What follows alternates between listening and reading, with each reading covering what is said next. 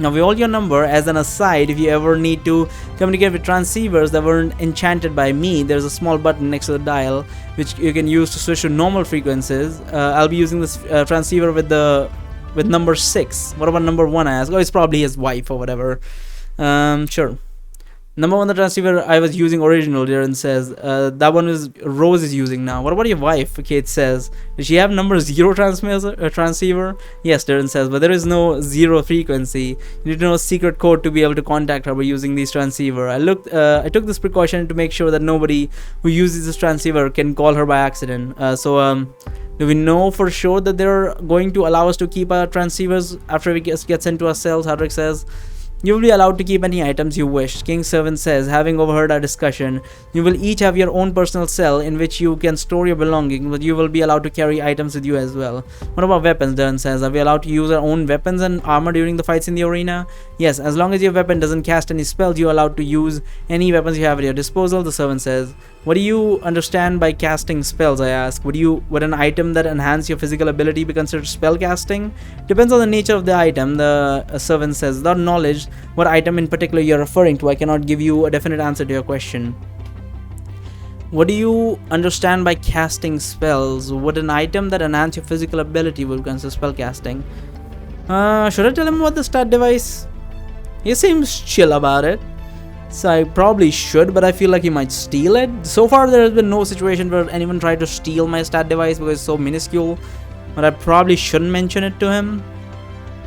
So we're not going to mention it to him. Okay, I say, never mind then. Hey Barry, Darren says, and both of the servants...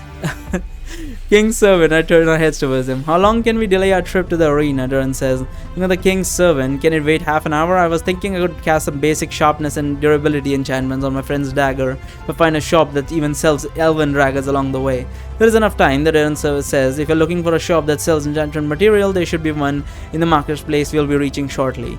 Why do you even need elven steel specifically? I asked Darren. Elven steel is the best quality steel that money can buy, Darren says, and the basic enchantments like sharpness, durability are highly dependent on the quality of the materials used for enchantment. Of course, if you place enchantment on something basic like wooden something, like a wooden sword or something, then it would probably break apart or like combust or something. If there's any chance you could enchant my crossbow as well, I ask. You're not allowed to use ranged weapons within the arena of Arathia, the king's servant says.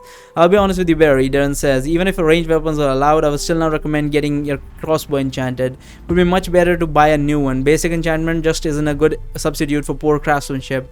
With daggers, it's different because the quality of the metal is much more important than the way the blade was made. But you keep talking about basic enchantment, Hardrick says. Aren't you supposed to be one of the most skilled enchanters in the world? Why don't you just cast some of those crazy enchantments you have on your sword on Barry and Kate's dagger? Darren frowns at him. The more advanced the enchantment, the more time resources it requires, he says. It would take me weeks to cast the enchantment I use on my swords, and it would cost a small fortune to acquire the needed materials. I doubt I'll be doing anything other than basic enchantment for the duration of this tournament. Barry and Kate, give me your daggers. I'll enchant them as soon as we reach that shop. Once he found the shop, Darren went in and didn't come out until exactly half an hour had passed. During this time, I used my transceiver to contact Rose and tell her that we wouldn't make it home in time for dinner tonight. She was shocked at first, but after she heard the whole story, she was relieved that we were at least given a chance to free ourselves. She then promised me that she will be there in the audience to cheer for us when the time comes. Fucking hell.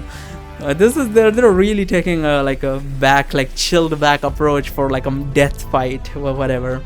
Wait, aren't you going to ask us for money? Kate asked Darren after he hands us both our daggers. I would be amazed if he did ask for money.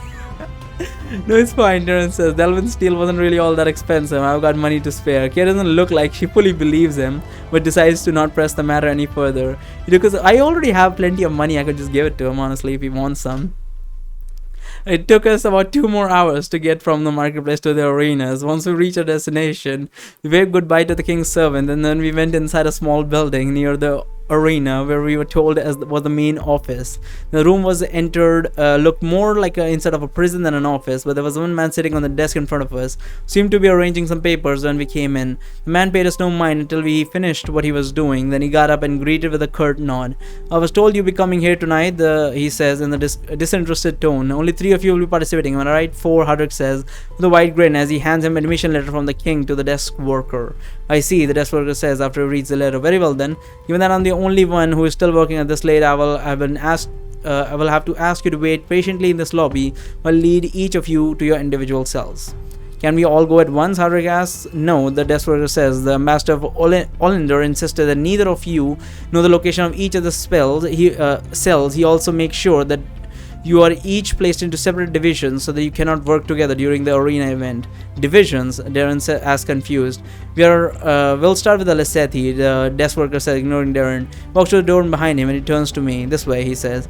I take one last look at everyone else, then I go to follow the desk worker. Good luck, Barry, Flower shouts as I head towards the door. Petal and I will be cheering for you in the audience, and I'm sure Arka will too.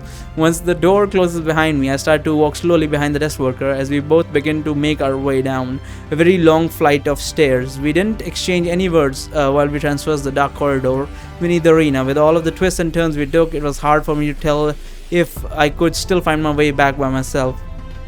The torches inside the underground tunnels were dimly lit. By the way, I have a question like this. Like, what is this? The torches inside the underground tunnels were dimly lit. How? How would they even be lit? Like, first of all, here's the thing. If you light a torch in an underground situation, like if it's an underground cave with two entrances, it still makes sense. Like some airflow comes in and goes from the other side. This is a complex dungeon. The airflow would be trash, first of all. So the lighting a fire is just not going to work because there's going to be a lack of oxygen. And the same thing applies because there's going to be smoke and there's going to be no oxygen. So the flame would go out in seconds, even if it's dim. And on top of that, how would we breathe? So I don't quite understand how would they like even light up this underground area until it's specifically built like some air vent system, like some cuts in the stone which allows like air to flow through into the underground, which I have seen done before. Even in India, I believe there was like I think one of the Mughal rulers had one where there was like a lake, like a pond, and then there's like a room that is underneath the ground but just like slighted, jutted up, so like some slits so that like the air would flow over the water and then enter the room, so that would cool the room.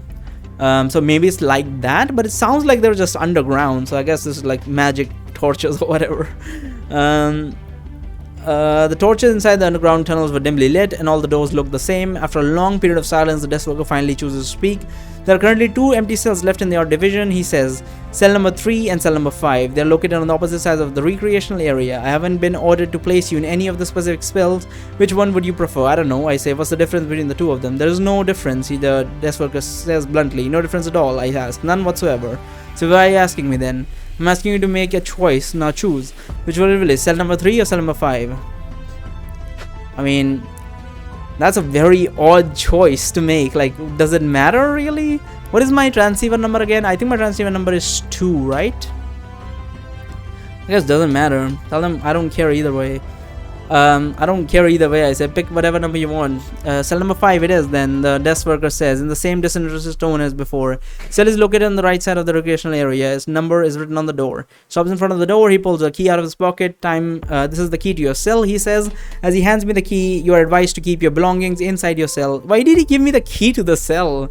I'm a prisoner here as far as I can tell.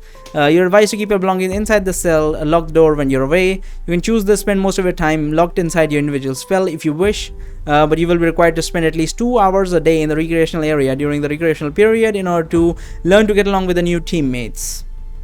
The desk worker then pulls another key out of his pocket and uses it to open the door in front of him. This door will lead you to the recreational area of the division, he says. I recommend that you go directly to sleep because your next recreational period is scheduled for tomorrow morning.